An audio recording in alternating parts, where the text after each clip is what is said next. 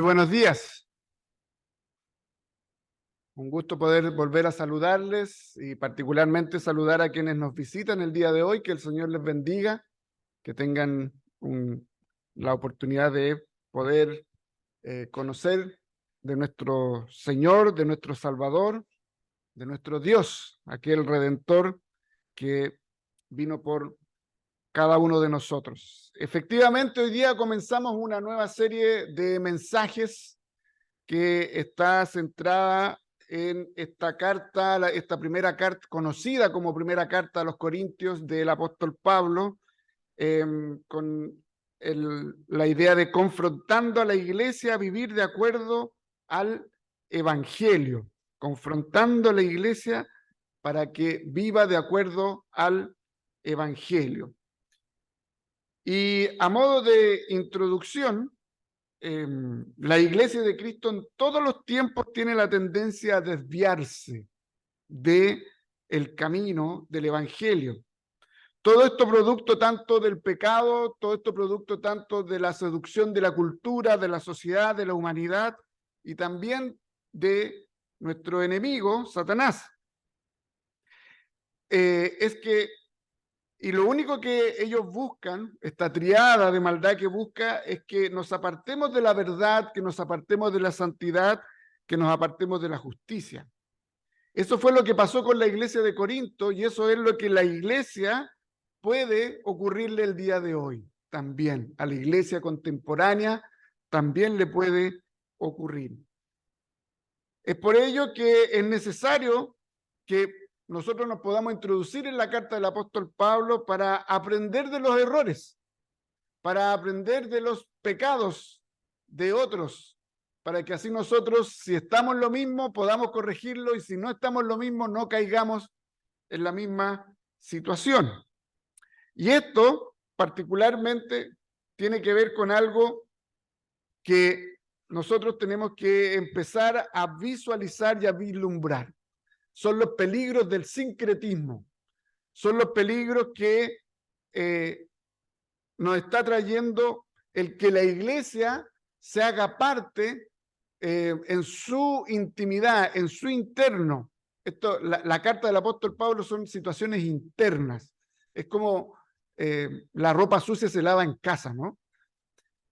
Lo que está ocurriendo prácticamente es que el sincretismo, que toda ideología, toda religión, toda filosofía que puede estar fuera de la iglesia está entrando a la iglesia, en nuestra iglesia contemporánea. Y también del dualismo. ¿Qué es el dualismo? Esta idea de entender que hay algunas cosas que son mejores que otras. Por ejemplo, que el espíritu o lo virtuoso es más valorable que lo material o que el cuerpo. Por lo tanto, yo trabajo más mi espíritu, más la sabiduría, el conocimiento, que cuidar el cuerpo, que cuidar o que trabajar los aspectos materiales. Y estas dos cosas, el sincretismo y el dualismo, están erosionando a la Iglesia de Cristo en nuestra denominación y en el cristianismo a nivel general. Y por eso que hoy comenzamos esta nueva serie basada en la primera carta del apóstol Pablo a los Corintios, que nos confronta como iglesia a vivir según el Evangelio. No hay otra forma de cómo la iglesia puede vivir si no es de acuerdo al Evangelio. Sin embargo, ya en el primer siglo, en la mitad del primer siglo, en esta primera carta, nos damos cuenta que ya la iglesia estaba buscando otros horizontes, buscando otros evangelios, buscando otras filosofías. Así que, para poder contextualizar qué es tanto la carta como Pablo, el autor, y la ciudad de Corinto, necesitamos profundizar un poco en el contexto.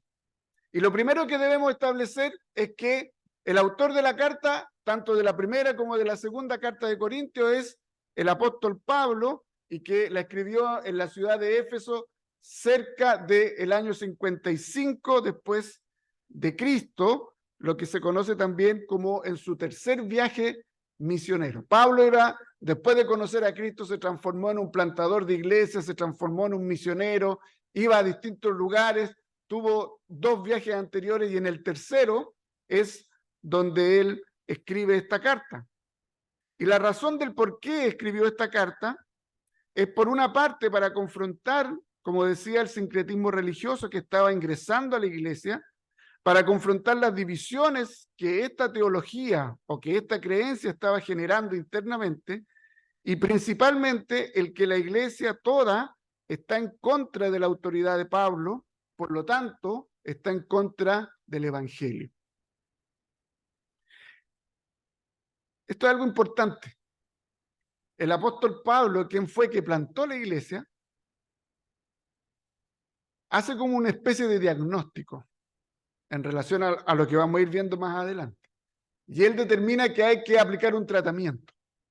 Y este tiene que ser un tratamiento de shock. Y ese tratamiento fuerte tiene que ser del evangelio. Tiene que ser el evangelio. Y por eso que él, con toda autoridad, se planta en esta primera carta para ir con todo hacia la primera iglesia de Corinto, hacia la primera carta de Corinto. Y para ello, para que podamos conocer también por qué estaba ocurriendo eso, es necesario que podamos conocer a Corinto, a la ciudad. Esta Corinto era una ciudad-estado griega que floreció en la edad de oro de Atenas. Esta fue destruida por los romanos en el año 146 y fue reconstruida por Julio César en el año 44. 100 años después, Julio César reconstruye la ciudad de Corinto, la que pasa a ser una colonia romana. ¿Qué significa que sea una colonia romana? Significa que es administrada política, militar y económicamente por Roma, pero sigue manteniendo su forma de vida, su concepto de vida, pero es administrada por los romanos. Para ellos, para los romanos, Corinto era una ciudad muy estratégica, ya que era un puerto que tenía la posibilidad de recibir barcos, ¿cierto? Y recibir el comercio tanto de Oriente como de Occidente. Corinto tenía una defensa natural contra los enemigos de Roma. Además tenía un abastecimiento de agua que era sorprendente, no solo para Corinto, sino que para la región, y su agricultura era abundante y variada. Por lo tanto, era como casi un paraíso la ciudad de Corinto en términos de naturaleza. Y producto de su florecimiento, Corinto logró desarrollar algo que se llama la aristocracia del dinero. ¿Qué es la aristocracia? Nosotros en más de alguna oportunidad hemos escuchado de ello y se ha planteado la idea de la aristocracia. La aristocracia tiene que ver con los títulos nobiliarios, de los nobles, que los concede el rey o que en algún momento fueron heredados de generación en generación. Pero ¿por qué la aristocracia del dinero que establecieron en Corinto? Porque lograron comprar los títulos nobiliarios. Algo que era solo de la realeza, algo que era solo de la nobleza, en Corinto pasó algo distinto, que empezaron a comprar los títulos para así tener la participación en la política de Corinto y también en la política de los romanos. Además, también existía algo interesante, que es el patronazgo, quienes favorecían con dinero o terrenos a quienes les servían o le daban el voto políticamente. Y esto se fue transformando en lo que hoy conocemos como nepotismo, lo que también entró dentro de la iglesia. El nepotismo es hacer favores, hacer cosas en pro de familiares o amigos para beneficio propio, para beneficio mutuo.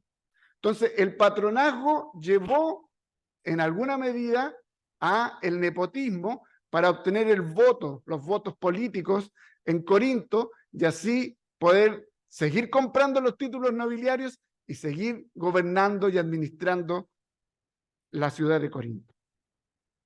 Y Corinto era muy conocida por un verbo acuñado por Aristófanes, que se les decía los corintiazos, o que se mandó un corintiazo. Nosotros sabemos esa palabra, se mandó un tal, expresando de que dijimos algo, hicimos algo parecido a lo que dijo o hizo alguien, alguna cosa. Corintiazo es actuar como un corinto o actuar como un fornicario. Eso es un corintiazo, eso es ser un corintiazo, actuar como un fornicario. ¿Por qué? Porque Corinto era muy conocida como una ciudad de vicios sexuales. Tenía muchos dioses, que ustedes saben, era conocido como el panteón de los dioses. Había más de 1000 mujeres que ejercían la prostitución religiosa y que para purificarse y ser bendecido por los dioses, las prostitutas religiosas salían a las calles a ofrecer sus servicios para con los hombres, y así los hombres y las familias y la ciudad y Corinto era purificada, era bendecida. Ese era más o menos el contexto religioso, cultural, social que tenía Corinto, y según Gordon Fee, erudito del Nuevo Testamento, describe a Corinto como siendo prácticamente estas 3 ciudades juntas: Nueva York, Los Ángeles y Las Vegas. Imagínense esa idea: Nueva York, Los Ángeles y Las Vegas. Los que conocen Nueva York saben que es el centro de cosmopolita de el movimiento de transacción económica, el movimiento filosófico, económico. Los que conocen Las Vegas saben que es el centro neurálgico de el entretenimiento, de la diversión, entre comillas, ¿no? Del juego, del sexo, de las drogas, etc. Así que cuando nosotros hablamos de Corintio, estamos hablando de una ciudad, estado, colonia romana que tenía todas estas particularidades y que creían básicamente en que el espíritu era más importante que el cuerpo o lo material. Y esto es importante que lo podamos ir viendo porque en toda la carta nos vamos a ir dando cuenta de esto. Por lo tanto, ellos sobrevaloraban lo espiritual y despreciaban lo material. Hay que acordarse que en filosofía los griegos consideran el cuerpo como cárcel del espíritu. Los griegos consideraban este cuerpo, su cuerpo, como una cárcel del espíritu, y que lo que tiene que trabajarse, lo que tiene que superarse es el espíritu, pero que no puede porque el cuerpo se lo impide. Por lo tanto, una forma de liberarse de ello es a través de la promiscuidad sexual, por ejemplo. Y por eso todo lo que tiene que ver aquí con las prostitutas, pero también, por otra parte, se volvieron ascetas o se volvieron al ascetismo, que significa que era todo lo contrario, que se apartaban del mundo, se escondían en ciertos lugares y formaban sus propias comunidades para cultivar solamente el espíritu. Eso nosotros lo vemos en la Iglesia Católica por lo menos los primeros 5 o 10 siglos, donde crearon estos monasterios, donde se tenían que separar del mundo porque el mundo era malo, porque el mundo es pecaminoso, porque el mundo era una tentación, y había que guardarse, esconderse para que no se sea corrompiendo la persona. Ahí es para que ustedes vean que la Iglesia fue influenciada por doctrinas, por filosofías que no son propias de nosotros. Porque lo que el Señor nos manda es que vayamos a todo lugar a predicar el Evangelio, no a restarnos de una ciudad.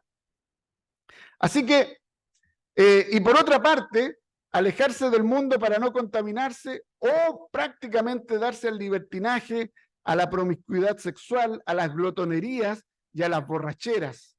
Eso era Corinto. Promiscuidad sexual, glotonerías y borracheras. Esta creencia se adentró en la iglesia de Corinto, por eso que cuando veamos 1 Corintios capítulo 11, la Santa Cena, nos vamos a dar cuenta que era una borrachera lo que había en la Santa Cena. ¿Por qué? Porque la iglesia había asumido cosas, había ingresado sincretistamente filosofías e ideas prácticas que son del mundo a la iglesia. Así que por ello se dieron estos problemas con el apóstol Pablo, porque el apóstol Pablo lo que viene a decir, paren, esto no es el evangelio, esto no es lo que les he enseñado, esto no es por lo cual los he plantado como iglesia. Así que en esta primera carta, en los primeros 9 versículos, nosotros nos damos cuenta de que hay un saludo, de que hay una gratitud y que hay un reconocimiento del apóstol Pablo a la iglesia. Él parte presentándose interesantemente como apóstol. ¿Por qué? Y por apóstol por voluntad de Dios. Esto debido a que su autoridad estaba siendo cuestionada por la iglesia de Corinto. Por lo tanto, estaban cuestionando también el evangelio. La iglesia de Corinto, como estaba tan influenciada ya por todas las filosofías de afuera, por todas las ideologías de afuera, estaba cuestionando la autoridad del apóstol Pablo, de la apóstol Pablo. En ese contexto todavía no existía todo lo que hoy conocemos como presbíteros, consistorios que gobernaban la iglesia. Todavía estaba la idea y el sistema apostólico, ¿ya? Por lo tanto, el apóstol lo que había implementado, enseñado, instruido y predicado era básicamente el evangelio. Pero la iglesia no estaba de acuerdo con él. La iglesia quería otras cosas. La iglesia quería innovar. La iglesia quería agregar cosas que eran propias del mundo. La iglesia quería cambiar el evangelio santo del Señor Jesucristo por el evangelio del mundo.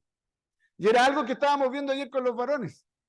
El famoso becerro de oro sigue dentro del pueblo de Dios. Sigue estando esta idea de querer cambiar lo que es de Dios por algo que no lo es.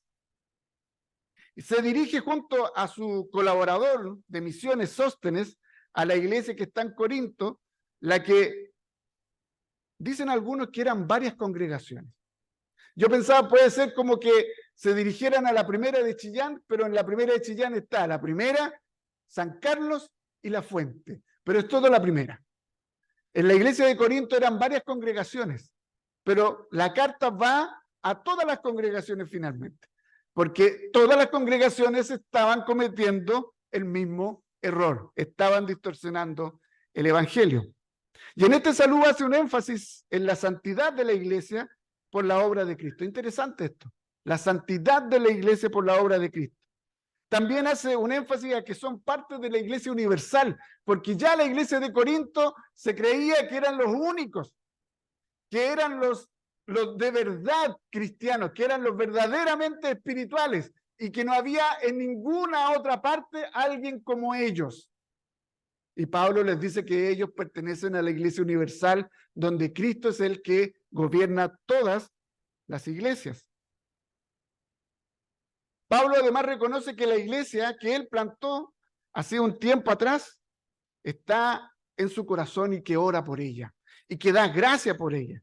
Agradece porque él reconoce que esta iglesia tiene todos los dones espirituales, todas las capacidades para trabajar.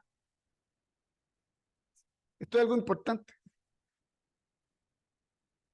El apóstol Pablo agradece por los dones de la iglesia.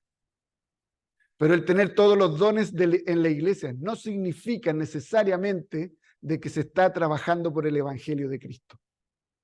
Usted puede tener un montón de dones. La iglesia puede tener todos los dones que manifiesta la Escritura, pero puede estar absolutamente perdida del evangelio.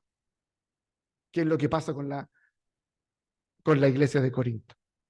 Y Pablo termina esta sección de saludos confirmando el pacto de Dios para con los suyos y que hemos sido llamados a la comunión con Cristo y por medio de él tener comunión entre nosotros. ¿Qué es lo que hace el apóstol Pablo? Está preparando el camino, está preparando el refregón, está preparando la tirada de orejas. Y le dice, le reconoce todo esto, ora por ellos, agradece por ellos, les muestra amor a ellos. les reconoce sus dones, les reconoce sus habilidades, les reconoce que han tratado de llevar la vida cristiana de una manera de acuerdo al Evangelio. Pero al final les dice, ¿saben qué? Esto no depende de ustedes. Esto depende del Señor Jesucristo. Él los llamó, Él los santificó, Él los va a hacer llegar hasta el final de manera irreprensible, dice. No depende de nuestros actos, no depende de nuestras obras que lleguemos hasta el final, sino que depende de aquel que nos colocó en el camino, que nos colocó en la iglesia. De Él depende de que la iglesia llegue hasta el final. En segundo lugar, los versículos 10 al 17 nos plantea lo siguiente: ¿está dividido Cristo? ¿Está dividido Cristo? Os ruego pues, hermanos, por el nombre de nuestro Señor Jesucristo, que habléis todos una misma cosa y que no haya entre vosotros divisiones, sino que estéis perfectamente unidos en una misma mente y en un mismo parecer. Porque he sido informado acerca de vosotros, hermanos míos, por los de Cloé, que hay entre vosotros contiendas. Quiero decir que cada uno de vosotros dice, yo soy de Pablo, y yo de Apolos, y yo de Cefas, y yo de Cristo. ¿Acaso está dividido Cristo? ¿Fue crucificado Pablo por vosotros, o fuisteis bautizados en el nombre de Pablo? Doy gracias a Dios, dice Pablo, de que a ninguno de vosotros he bautizado, sino a Crispo y a Gayo, para que ninguno diga que fuisteis bautizados en mi nombre. También bauticé a la familia de Estéfanas. De los demás, no sé si he bautizado a algún otro, pues no me envió Cristo a bautizar, sino a predicar el evangelio, no con sabiduría de palabras, para que no se haga vana la cruz de Cristo. ¿Está dividido Cristo? Es la pregunta retórica que les hace el apóstol Pablo a la iglesia. Pablo, sin imponer su autoridad ahora apostólica, sino que invocando la autoridad que Cristo tiene sobre la iglesia, hace un llamado a que ésta trabaje la unidad, porque la unidad se trabaja, porque la unidad no es que aparezca así de un momento a otro de manera mágica, a que se vuelvan a ensamblar teniendo todos, ¿qué cosa? Una misma fe, una misma doctrina y una misma forma de actuar. Tres cosas importantes para la unidad: una misma fe. Corinto ya no estaba creyendo en el evangelio, y eso trae disensiones, eso trae divisiones, eso trae cisma. Cuando la iglesia deja de creer en Cristo como su Señor y Salvador, cuando deja de confiar en Jesús, eso trae divisiones, eso trae disensiones. Cuando la iglesia deja de tener la doctrina que la Escritura nos enseña y acepta y mezcla doctrinas, ya sea de cualquier otra, también trae divisiones y disensiones. Por eso es que es importante que usted sepa dónde está. Por eso es que es importante que usted sepa, sobre todo los que hicieron quiénes somos, los que están en el curso de catecúmenos, que sepan nuestra fe, que conozcan de nuestra fe, que conozcan en lo que creemos, los 35 artículos, que conozcan nuestra forma de gobierno, que conozcan nuestra tradición teológica, para que sepan dónde están. Y si quieren hacerse responsables de su fe en una iglesia local, lo hagan con toda fuerza y responsabilidad. Pero es una misma doctrina. Y cuando en la iglesia nuestra, nosotros decimos que nuestra doctrina central es la soberanía de Dios y que Él tiene el control de todas las cosas y que por lo tanto todo lo que el Señor determinó, a los que escogió, a los que eligió, a todos aquellos, ninguno de ellos se va a perder, hablando de la seguridad de la salvación. Hay muchas veces hermanos que todavía creen que la salvación se pierde, por ejemplo. Y todavía están pensando que tienen que estar preparados para la venida de Cristo, o preparados para cuando el Señor pase lista por ellos. Ese pequeño preparados es algo que no tiene que ver con nuestra doctrina, porque el Señor hizo el sacrificio una sola vez y te salvó una sola vez, y aplicó la salvación una sola vez y para siempre. Por lo tanto, hay cosas que se van mezclando dentro de nuestra doctrina que no es propia de la Biblia y que tenemos que tener la capacidad de discernir qué es lo bíblico y qué no es lo bíblico. Y por eso que el domingo anterior les decía, cuidado con lo que leen, cuidado con lo que ven, cuidado con lo que escuchan, porque no todo es necesariamente bíblico y tiene que ver con la sana doctrina. La unidad la produce la misma fe en Cristo, la unidad la produce la doctrina y esto necesariamente produce un mismo actuar, un mismo pensar, un mismo sentir. Esto, queridos hermanos, presupone entonces, respecto de estas preguntas, que la iglesia de Corinto estaba pasando por un rompimiento de relaciones internas que debían ser subsanadas, pero debían ser subsanadas en el cómo. Debían ser subsanadas en el nombre de Cristo, que es donde toda la iglesia debe arrodillarse. La reconciliación, el volver a ensamblarse, ¿recuerdan cuando hablamos en la vigilia de comunión que era un ensamblaje? El volver a ensamblarse, el trabajar el ensamblaje, tiene que ver básicamente con que todos nos dobleguemos delante de la presencia del Señor Jesucristo. Todos. No hay otra estrategia, ni siquiera es una estrategia. No hay dinámicas grupales, no hay coaching psicológico, no hay nada que pueda hacer lo que solamente Cristo puede hacer. Tú y yo nos tenemos que doblegar a los pies de Cristo, porque Cristo es el importante dentro de la iglesia, porque Cristo es el que une la iglesia, porque Cristo es el que murió por la iglesia, no tú ni yo. No Pablo, por eso les dice que murió Pablo por ustedes. ¿Los bautizó Pablo? ¿Se bautizaron en el nombre de Pablo? No. Pablo fue informado que luego de su partida, miren hermanos, se repite la misma historia. Moisés, luego de su partida al monte, ya estaban ahí, hoy estamos impacientes, Aarón, haz lo que queremos hacer. Luego de su partida, dice que empezaron los problemas. Comenzaron a darse situaciones sismáticas en la iglesia, que se estaban formando bandos, los de a favor de Pablo, los de a favor de Apolos y los que estaban a favor de Cefas. La información que viene de Cloé no es precisamente de alguien que pertenezca a la iglesia. Esto es algo interesante. Cloé era alguien importante dentro de Corinto, pero no era de la iglesia. Y quien informa a Pablo es alguien fuera de la iglesia. Y les dice que está quedando la escoba dentro de la iglesia. Tremendo testimonio tenía Corinto, ¿no? Estaba todo ok.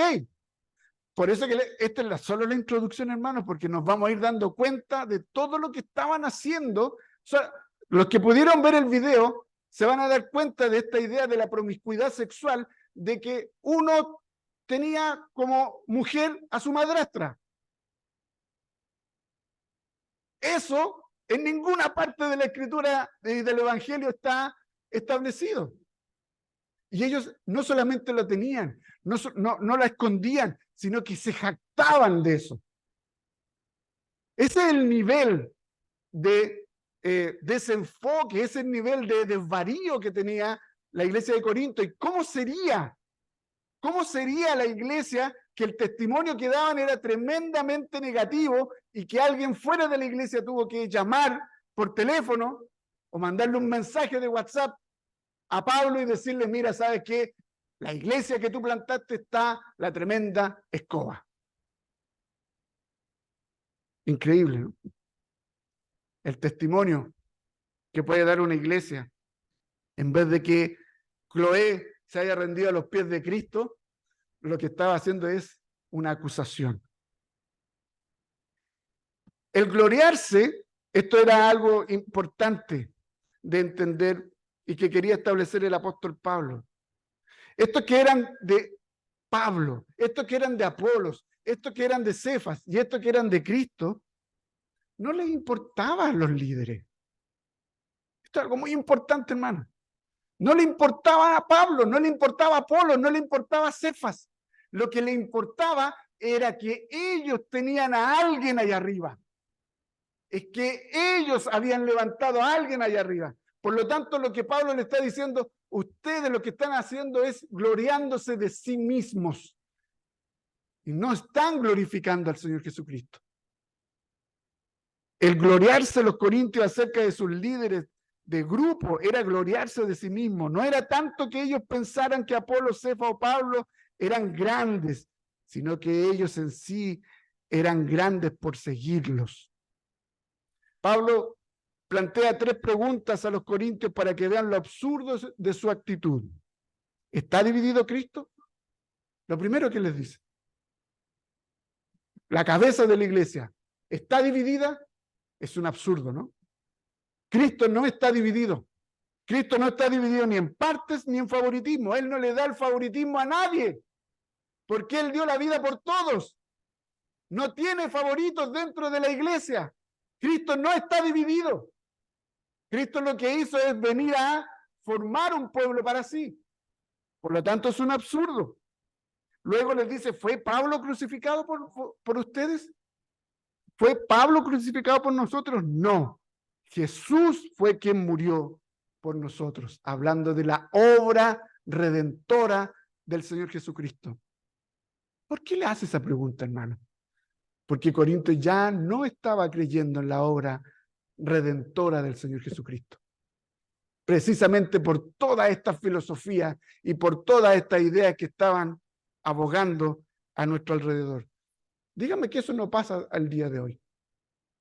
¿Cuántas iglesias están en la misma circunstancia de que adoran más a su pastor, a sus líderes, al apóstol, al ángel, al arcángel, al que usted quiera nombrar, y no se adora a Cristo? ¿Cuántas ideologías se han metido dentro de la iglesia? Y que muchos de nosotros le hemos bajado el perfil, que muchos de nosotros le hemos relativizado para no caerle mal a las personas, para que no nos vean mal, para que no nos humillen, para que no nos maltraten. Suavizamos en alguna manera el evangelio. Pablo no fue crucificado en la cruz, fue Cristo crucificado en la cruz. ¿Fuiste bautizado en el nombre de Pablo? No. Por la obra de Cristo nosotros hemos sido insertados en el pueblo del Señor. Por el sacrificio de Cristo tú y yo pertenecemos al cuerpo de Cristo, no por lo que hizo Pablo. Por lo tanto, Pablo lo que le está diciendo, mira, ni Pablo, ni Apolo, ni Cefas son tan importantes como Cristo en la iglesia. ¿Saben por qué? Esto es algo interesante, esto es un paréntesis. ¿Por qué no les gustó Pablo? Aparte de que los confrontaba con el evangelio, porque Pablo ya no hablaba tan filosóficamente, porque empezó a hablar más en simple, empezó a hablar más en sencillo el evangelio. Y por eso les encantaba Apolos, porque Apolos tenía elocuencia, Apolos tenía buena verborrea, Apolos tenía una buena labia, Apolos tenía un buen conocimiento filosófico, Apolos tenía una buena predicación, y por eso ese es mejor que Pablo. ¿Saben por qué le gustaba a Pedro? Pedro era totalmente contrario a Apolos. Pedro era, dice la Escritura, que era un poco tosco, era, no quiero decir de esa manera, pero era un poco bruto. No tenía mucha educación. ¿Se recuerdan o no? Era apasionado, llegaba y hacía las cosas. Ese era Cefas. Pero algunos decían, Pedro es mejor que tú, Pablo. Pedro es mejor que tú. ¿Sabes por qué? Porque fue el primer apóstol. Toda la idea de poder despreciar al apóstol Pablo, la autoridad, minar la autoridad de Pablo, era precisamente despreciando el evangelio. Finalmente todo se trata del evangelio.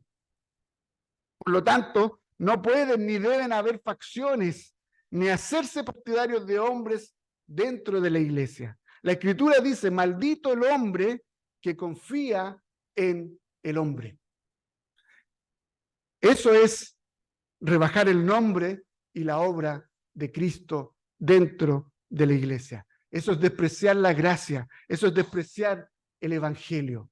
Hermanos, usted y yo, en el único que tenemos que confiar es en la persona y en la obra del Señor Jesucristo. Eso es lo que nos une. Eso es lo que nos permite mantener y trabajar la comunión. La trascendencia de la predicación para Pablo era de suyo importante y que ésta no debía ser con un lenguaje incomprensible, porque sin duda Pablo tenía para hablar de manera filosófica. Pablo tenía todos los estudios, tenía todos los títulos para hablar de doctor para arriba. Pero Pablo tomó la decisión de hablar de manera sencilla el evangelio para que sea más comprensible, o como Eclesiastés nos decía el domingo pasado, de que sean palabras agradables, que el lenguaje no sea un obstáculo para que otros crean. Y el Espíritu Santo así hace la obra en cada uno de nosotros. En tercer lugar, versículos 18 al 25. Este es el centro del pasaje. El mensaje de la cruz es el poder de Dios. El mensaje de la cruz es el poder de Dios. El mensaje de la cruz es el poder de Dios. Porque la palabra de la cruz es locura a los que se pierden, pero a los que se salvan, esto es, a nosotros, es poder de Dios. Se está escrito: destruiré la sabiduría de los sabios y desecharé el entendimiento de los entendidos. ¿Dónde está el sabio? ¿Dónde está el escriba? ¿Dónde está el apologeta o disputador de este siglo? ¿No ha enloquecido Dios la sabiduría del mundo? Pues ya que la sabiduría de Dios, el mundo no conoció a Dios mediante la sabiduría, agradó a Dios salvar a los creyentes por la locura de la predicación. Por la locura de la predicación. Hay algunos que dicen la bendita locura de la cruz, la bendita locura del mensaje de la cruz. Pablo acaba de afirmar la idea de que la cruz podía hacerse vana si era presentada con palabras grandilocuentes. Pablo ahora muestra por qué esto es la verdad de la cruz y el mensaje del evangelio, por qué es importante la verdad de la cruz y la verdad del evangelio. ¿Saben por qué? Porque para el mundo gentil de la época la crucifixión era algo detestable, era algo horrible, por lo que proclamar un mensaje, una idea o una filosofía en torno a una persona que fue crucificada era algo totalmente absurdo, necio. No era sabio, más bien era una tontera, era una locura. Porque al gentil no le parecía algo maravilloso, sorprendente, de que se dé un mensaje de alguien que está crucificado. Porque eso muestra debilidad, porque eso es signo de alguien que ha sido despreciado. No es signo de bueno, no es signo de poderoso, no es signo de glorioso, es signo de débil, es signo de alguien que no sirve. Por lo tanto, por eso dice que el mensaje del cristianismo, de la cruz, es una locura, no tiene sentido, porque habla de alguien débil que murió en una cruz. Sin embargo, el apóstol dice que esa cruz es el poder de Dios dentro de la iglesia. Esa cruz, el mensaje de la cruz es el poder de Dios fuera de la iglesia. Esa cruz que representa la obra de Cristo, la muerte de Cristo, la debilidad de Cristo a lo máximo en nuestro propio poder. Parece contradictorio. Pablo nos dice que para aquellos que no comprenden el mensaje de la cruz, o sea, el evangelio, y lo consideran como locura, estos se pierden. Pregunta: ¿conoces el evangelio? ¿De verdad conoces el evangelio? ¿Conocen el mensaje de la cruz? ¿Saben lo que significa el mensaje de la cruz? Si no conocen el evangelio, hoy el Señor le está llamando a que conozcan el evangelio. Si no conocen el mensaje de la cruz, hoy el Señor le está llamando a que conozcan el mensaje de la cruz, porque esas son las buenas nuevas. El mensaje de la cruz son buenas noticias para ti y para mí. El mensaje de la cruz significa de que tú y yo, que necesitábamos un Salvador, que necesitábamos un Redentor, que necesitábamos que alguien se venga a hacer cargo de nuestras vidas, lo podemos encontrar en la persona del Señor Jesucristo muriendo en la cruz. El mensaje del Evangelio son las buenas noticias de Dios para tu vida, para mi vida, de que no está todo perdido, de que en Cristo hay salvación, de que en Cristo hay restauración, de que en Cristo hay reconciliación, de que en Cristo se pueden transformar vidas. Ese es el mensaje del Evangelio, es el mensaje de la cruz, de que el Todopoderoso, creador de todo cuanto existe, se hizo hombre para morir en una cruz por tus pecados, por mis pecados, pagando por toda y cada una de nuestra maldad, para que así tú y yo seamos reconciliados para con Dios. Ese es el Evangelio, ese es el mensaje de la cruz. Y si no crees y crees que esto es una locura, que es una tontera, que es algo más, un canuto fanático más, entiende lo que dice el texto. Si no crees en esto, estás perdido. Estás perdido. Sin embargo, para quienes creen en el mensaje de la cruz, que confiesan a Cristo como su Salvador y que son salvados por Dios, revela Pablo que esta predicación es poder de Dios para salvar sus vidas. Pablo cita al profeta Isaías capítulo 29, 14, cuando dice: destruiré y desecharé la sabiduría y el entendimiento de este mundo. Pero ella pregunta si existe alguien que le pueda hacer el peso al mensaje de la cruz. ¿Existe alguna filosofía que le pueda hacer el peso al mensaje de la cruz? ¿Existe alguna ideología al día de hoy que pueda hacerle el peso al evangelio del Señor Jesucristo? No hay ninguno. Todos se caen, pero el evangelio de Cristo se mantiene y se va a mantener, porque Cristo es inmutable, porque el mensaje es poderoso, porque Cristo es poder, dinamita, es poder que destruye desde adentro hacia afuera. Cristo es el poder de Dios manifestado a través de la iglesia, en la iglesia y a través de la iglesia. Así que a veces te has sentido como apabullado porque eres cristiano. A veces te han acongojado, como veíamos en la mañana en la oración, porque eres cristiano. Te han humillado, te han maltratado, sientes que no pasa nada con ser cristiano. Bueno, recuerda que ser cristiano no es que nos vaya bien en todas las cosas. Ser cristiano significa de que yo creo en alguien que ha hecho algo maravilloso por mí y que vive en mí y que es poder en mí.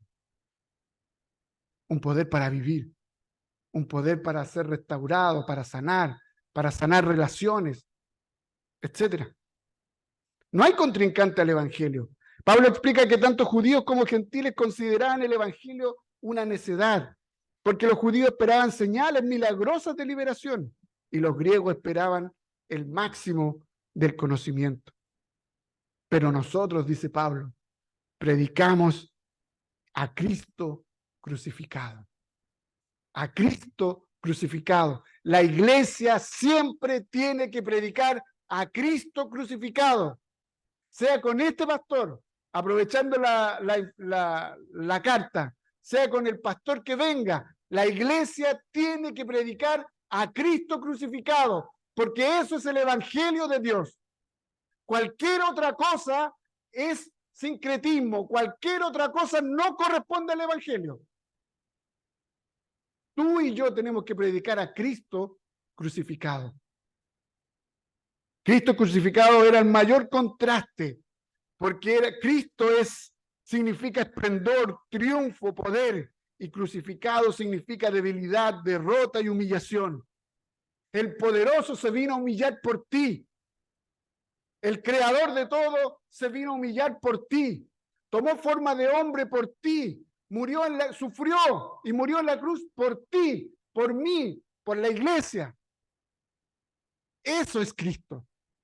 Eso es Cristo crucificado. Amor, gracia, misericordia, bondad. Eso es Cristo crucificado. Lo que esto era un escándalo para los judíos y locura o necedad para los gentiles. Pero para nosotros es sabiduría. Pero para nosotros es poder de Dios, porque este nos salva. Nos salva de la ira venidera. Por lo tanto, aquello que es menos inteligente o poderoso de Dios, aquí parece que todos quedamos siempre, ¿hay algo menos inteligente o débil de Dios?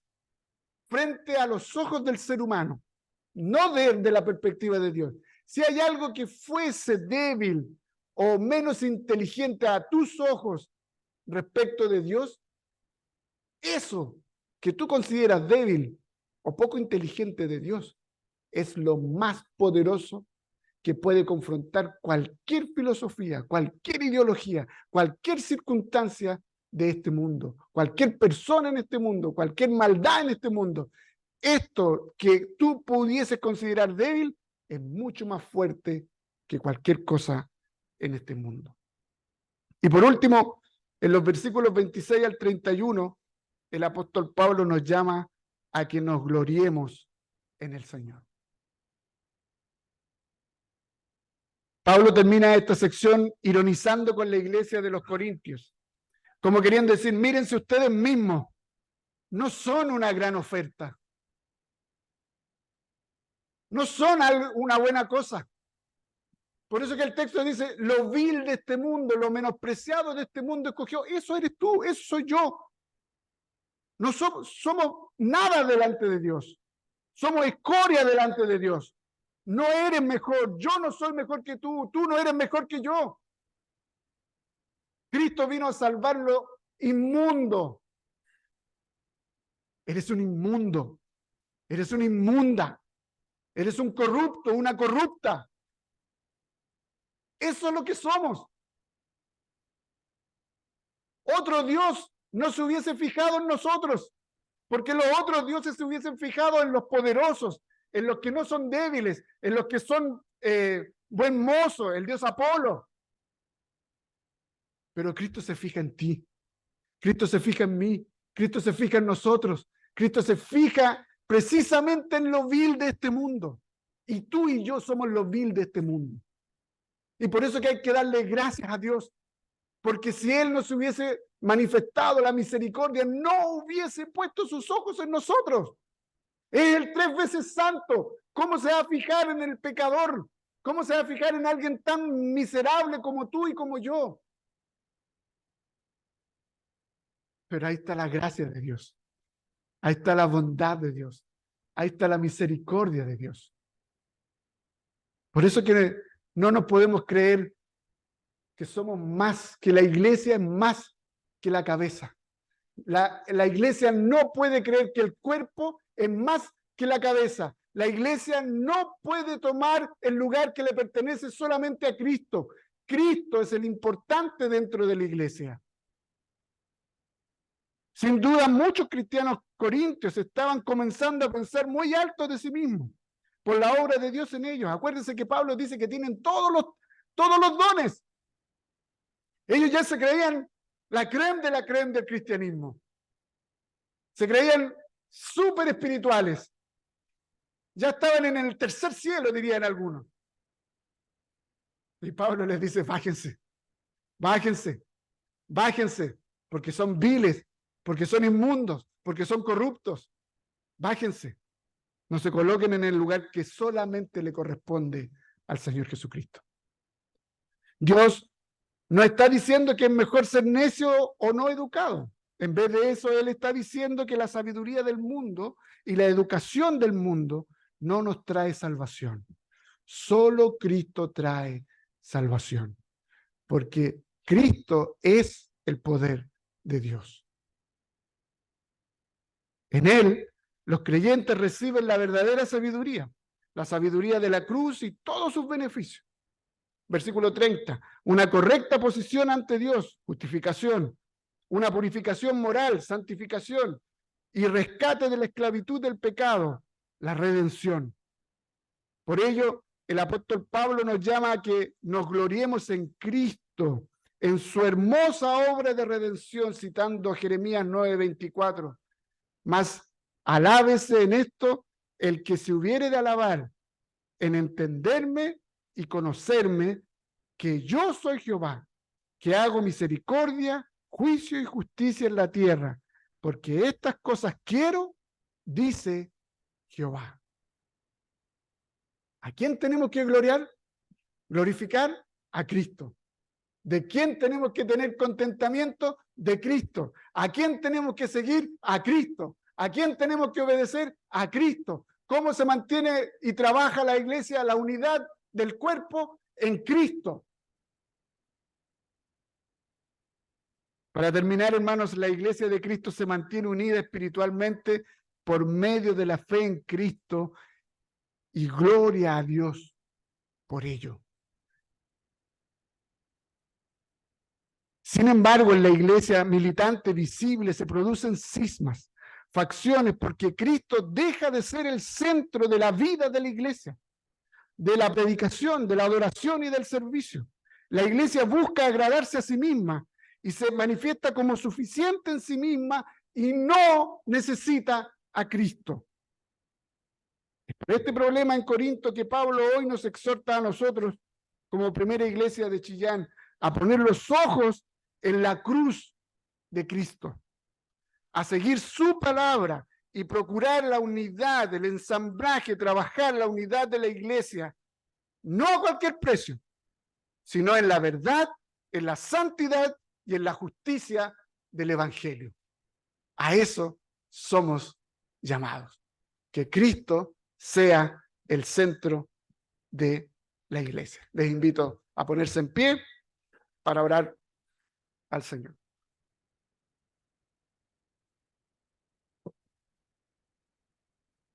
Querido Dios, te damos muchísimas gracias, Señor, por la oportunidad de estar en tu casa. Te damos gracias, Señor, porque tú has tenido misericordia de tu iglesia. Porque sin duda tu iglesia es infiel. Porque sin duda, Señor, hemos consultado otros dioses. Porque sin duda, Señor, hemos coqueteado con otras ideas, ideologías, doctrinas. Sin duda, Señor, muchas veces nos hemos apartado de ti. Y es por eso que te damos gracias, porque aún así tú manifiestas misericordia para con nosotros. Perdónanos, Señor. Aliéntanos a seguirte. Aliéntanos a servirte. Aliéntanos, Señor, a que tú seas el centro de cada una de nuestras vidas, para que así el centro de la iglesia sea el Señor Jesucristo. Señor, no permita que nos gloriemos de nosotros mismos como iglesia. No permita que nos gloriemos de nuestro servicio, de nuestros dones, sino que toda nuestra alabanza y nuestra gloria sea el poder, Señor, adorarte a ti. Permite, oh Dios, que nuestro corazón se rinda ante ti. Rompe tú en nosotros todas aquellas cosas que no te alaban, que no te bendicen, que no te glorifican.